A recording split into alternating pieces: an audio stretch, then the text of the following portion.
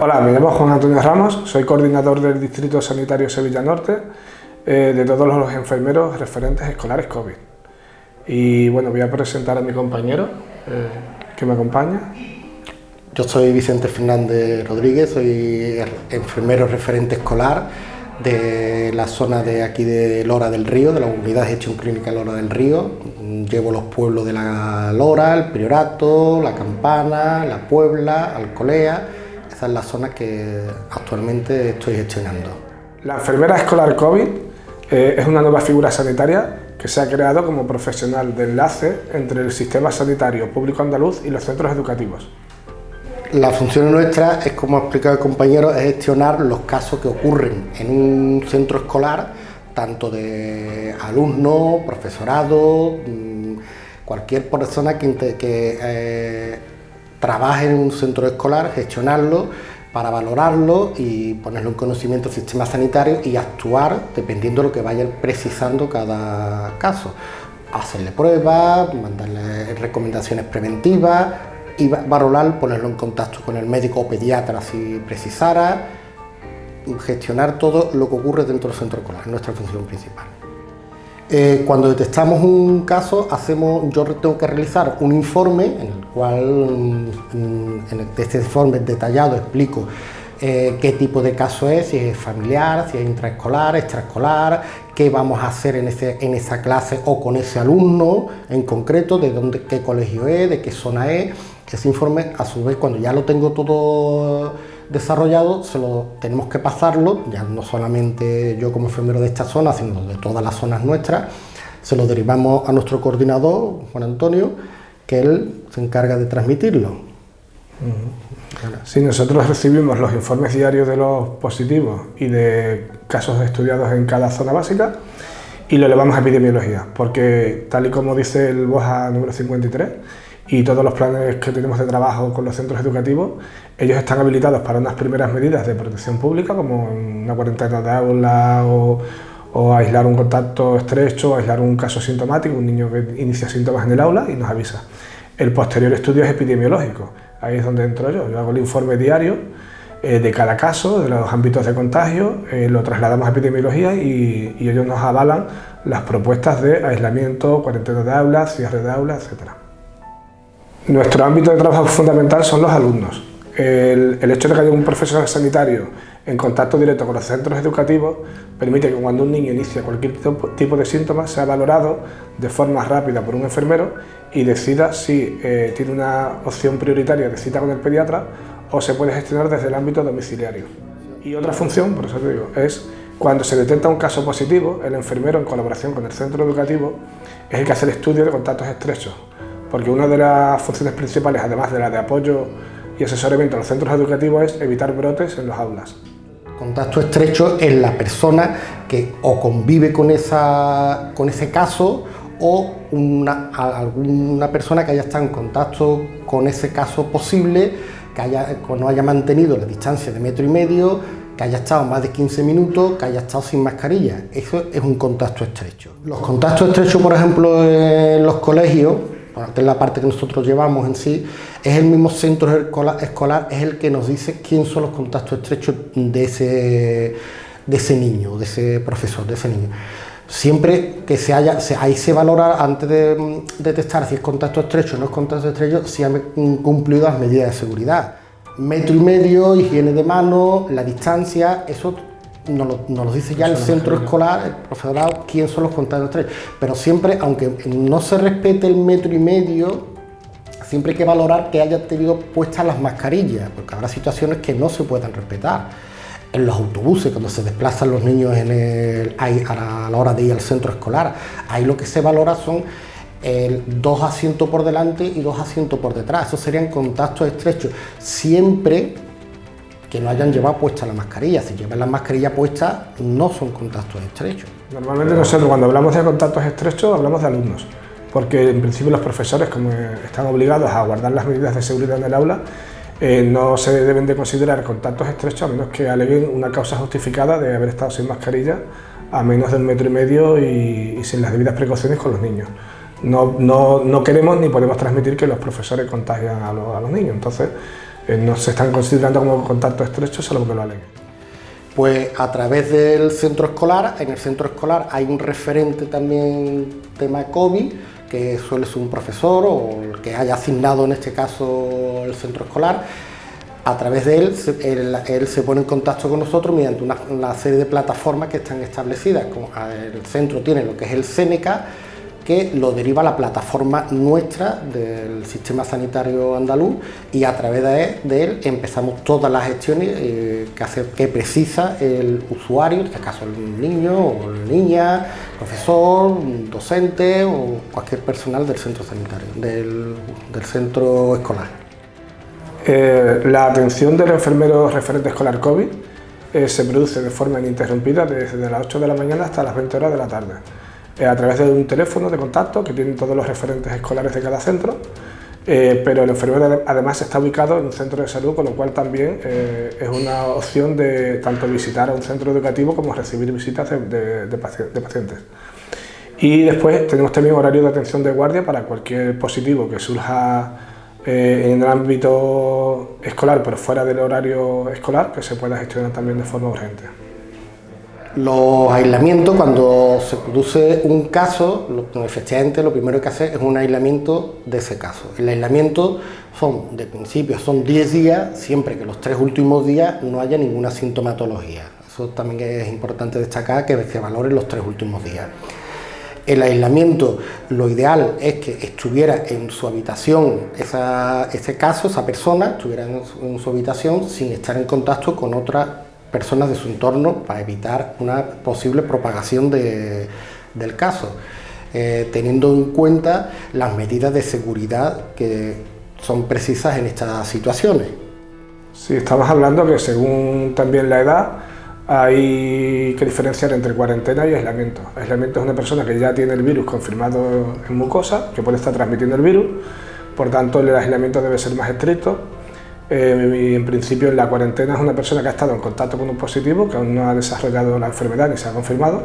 En ese caso sería también aislarse, pero sobre todo cuando hablamos de niños no hay que ser tan estricto, simplemente limitar un poco las visitas, la desinfección correcta del baño, lavar la ropa aparte.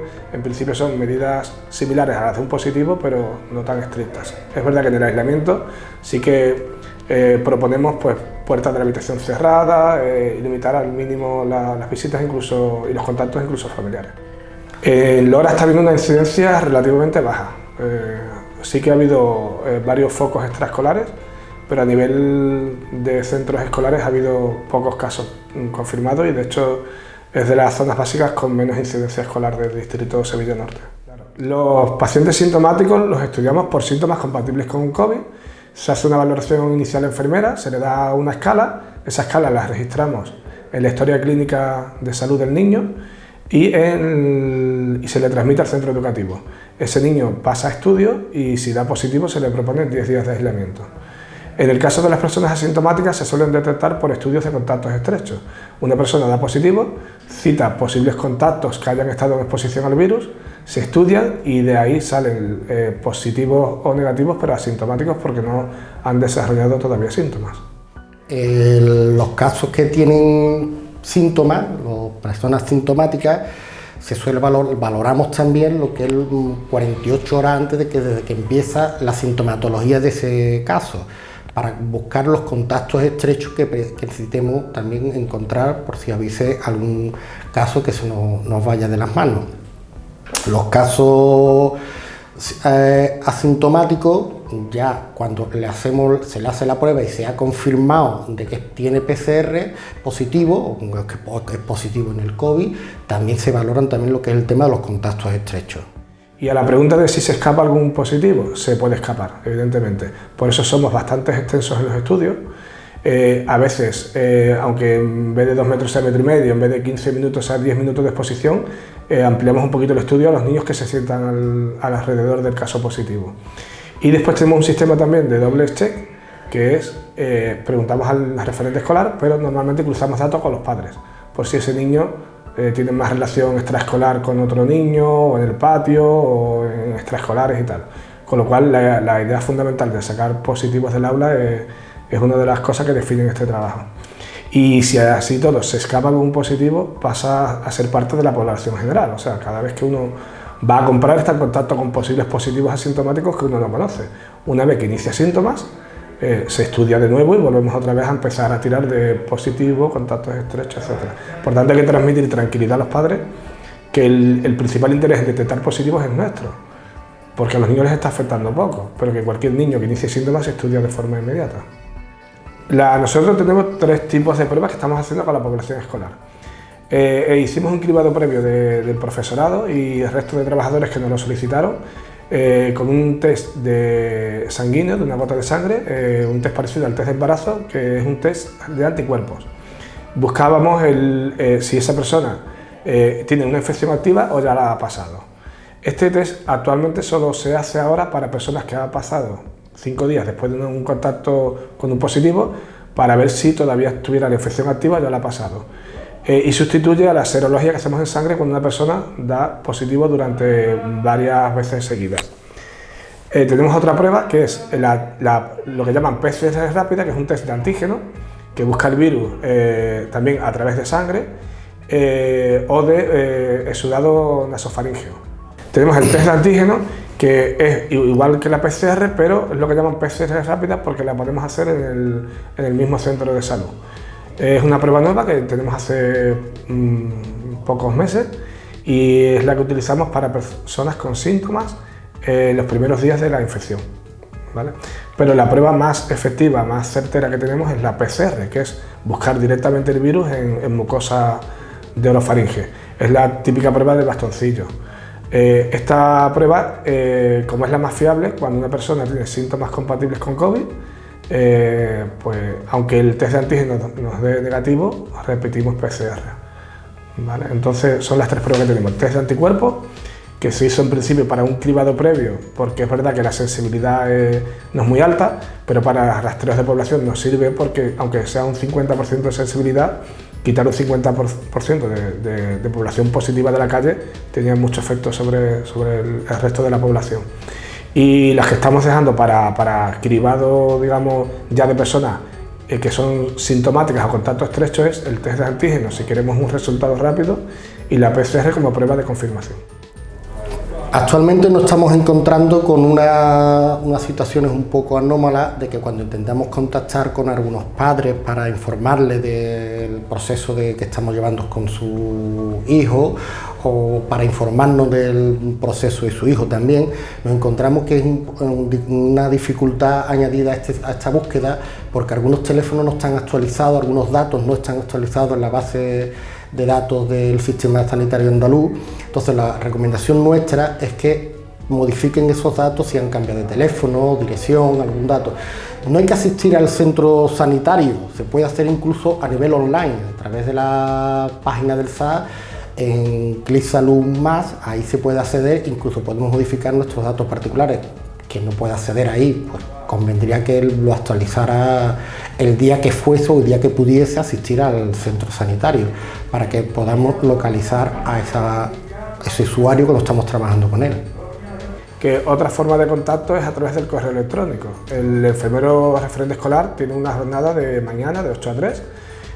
Hay un horario de atención telefónica de guardia de 15 a 20 horas, pero el resto de las horas, tanto del día como de fin de semana, como en horario también telefónico, también trabajamos con los correos electrónicos, porque a través del correo es como pedimos también los datos del alumno, del aula, de los contactos estrechos intraescolares, etc. Sí. Cualquier contacto que necesiten de nosotros, cualquier información que precisen de nosotros, se puede realizar directamente a través del referente escolar que existe en el colegio. Él tiene nuestros teléfonos, nuestros correos electrónicos, puede contactar con nosotros en cualquier momento y prácticamente casi en cualquier hora del día.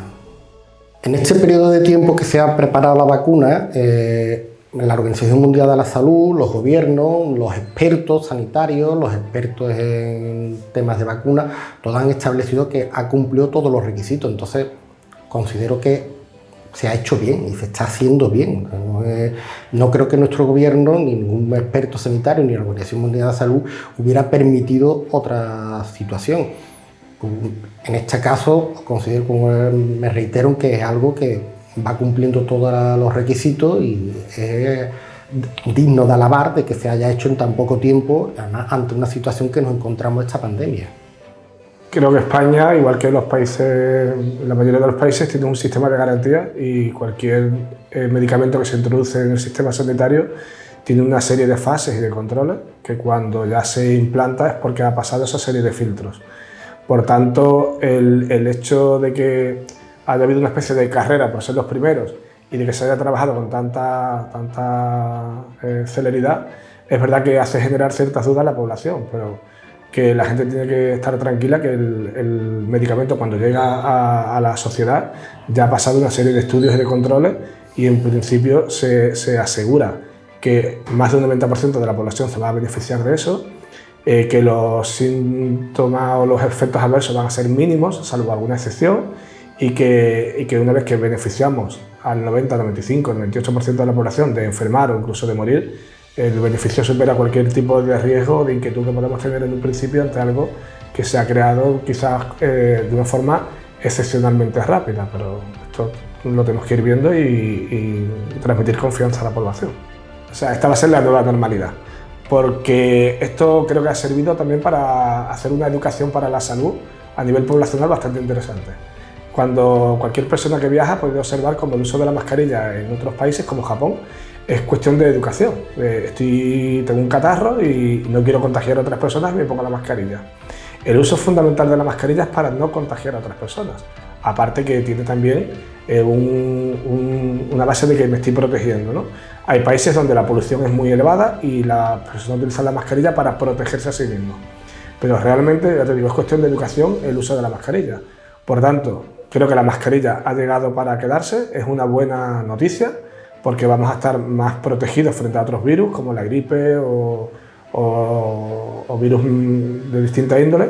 Y también teniendo en cuenta que la población hoy día se mueve mucho más y llegan enfermedades de otros países, el hecho de inculcar ciertas normas como el uso de la mascarilla en ámbitos donde puede haber una exposición a un virus, el lavado correcto de manos cada vez que se toca algo que puede estar contagiado de un virus o una bacteria, creo que son cosas buenas que se deberían de quedar en la población. Por tanto, esta nueva normalidad, en mi opinión, se debe de quedar, ¿vale? No todo va a ser malo. Hemos aprendido ciertas normas a fuerza del miedo o de las recomendaciones sanitarias que va a estar bien que se queden. Esta nueva normalidad nos ha traído también el aprender a estornudar. Ya no estornudamos abiertamente, sino lo que se conoce como la forma del murciélago, ¿no? Debajo de la sila, debajo de la sila de cada persona. No expandimos el virus o lo que estemos estornudando a todos los que están alrededor nuestra. Es cierto que antes había una persona con gripe que iba a un aula y contagiaba a todos los compañeros, y este año se prevé una incidencia muy inferior, solo por ejemplo en el ejemplo de la gripe, porque los niños van a llevar mascarilla, con lo cual es verdad que es una nueva normalidad, pero que tenemos que aprender a vivir con ella. Es verdad que el COVID es un problema de transmisión comunitaria, va a seguir estando en la calle, los niños se van a seguir contagiando, bien en el ámbito domiciliario o en el ámbito que sea, pero el uso de la mascarilla los va a proteger y los va a proteger de otras enfermedades. Por tanto, esta nueva normalidad creo que tenemos que aprender a vivir con ella, a protegernos, a vivir sin miedo, pero que hay cosas que está bien que se queden a partir de ahora. Hace 2 años di clase en un curso de Córdoba y cogió una alumna la gripe y fue cayendo toda la clase. Además fue un virus agresivo porque llevó a algunas personas hasta 2 semanas en cama, o sea que no todas las gripes son iguales, ¿no? Y yo decía, es que si lleváramos mascarilla no hubiera pasado esto.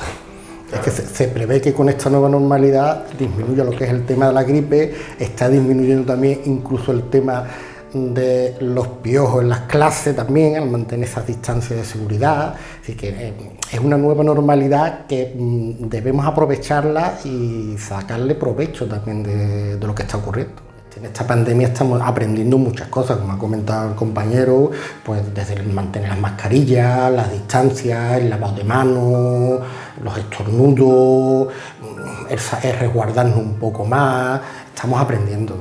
esto es una experiencia que, aunque se está llevando gente por delante, por desgracia están ocurriendo cosas que no deberían ocurrir, pero estamos aprendiendo y debemos sacar lo positivo de esta situación, no buscar cosas negativas, lo positivo, como voy insistiendo otra vez, mascarilla, distancia, lavado de manos, esas cosas, esas situaciones esas medidas de seguridad nos van a ayudar para futuro. Esperemos que vuelva a decir que no existan más, pero en caso que existan nos van a ayudar. Sabemos ya mantenernos en casa, sabemos recogernos antes, sabemos estar en los bares, sabemos estar en los sitios públicos. La situación, esto no va a venir bien.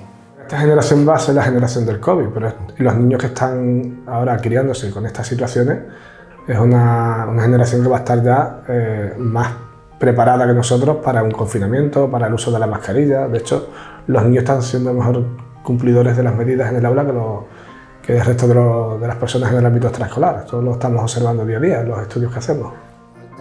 Agradecimiento a lo que es a todo el profesorado, que colabora bastante, muchísimo con nosotros, a todos los alumnados también, porque efectivamente están respetando todas las medidas. Cada vez que contactamos con los padres, hablamos con los alumnos, todos están colaborando, están respetando medidas y es una situación nueva que ellos la están aprovechando bastante bien.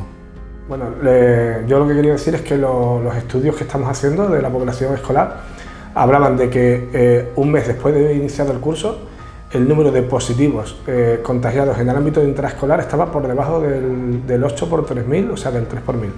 Esto quiere decir que los niños en el colegio se estaban contagiando menos de un 0,3%. Por tanto, esto habla del gran trabajo que están haciendo los centros educativos. Esto también permitió que los estudios tan extensos que hacíamos al principio de curso, que cerrábamos todas las aulas que compartieran patio, baño, cualquier elemento que pudiera ser elemento transmisor, cerrábamos de forma extensa.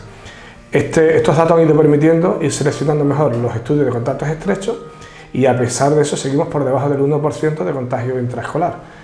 Esto no sería posible si no fuera gracias al excelente trabajo que están haciendo los centros educativos, que además han tenido que hacer un trabajo de organización, de selección de zonas, evitar aglomeraciones, suspender actividades, educación en el aula. Todo este trabajo les ha llegado impuesto de forma además con cierta premura y se han adaptado tan bien que los datos que tenemos es gracias al excelente trabajo que están haciendo en los centros educativos.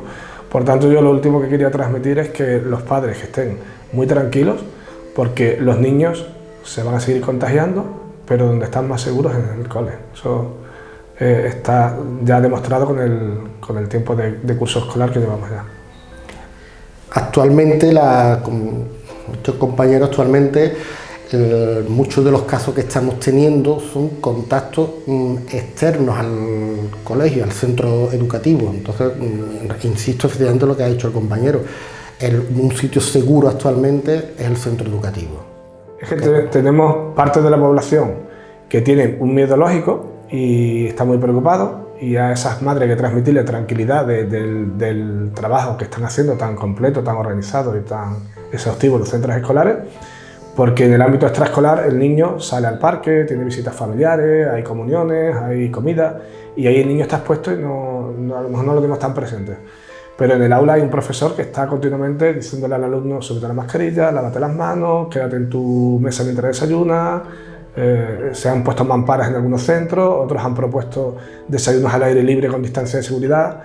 Por tanto, ya digo, los datos avalan que el niño donde está más seguro ahora mismo y más protegido frente al COVID es en el centro educativo. Sí.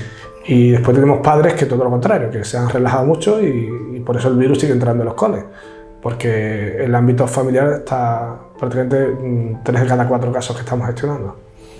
Como esto, compañero, la mayoría de los casos que estamos gestionando, cuando empieza a indagar en el caso, a preguntar, suelen ser muchos externos al centro educativo, reuniones familiares, fiestas. Dentro del propio centro educativo no suele haber casos apenas.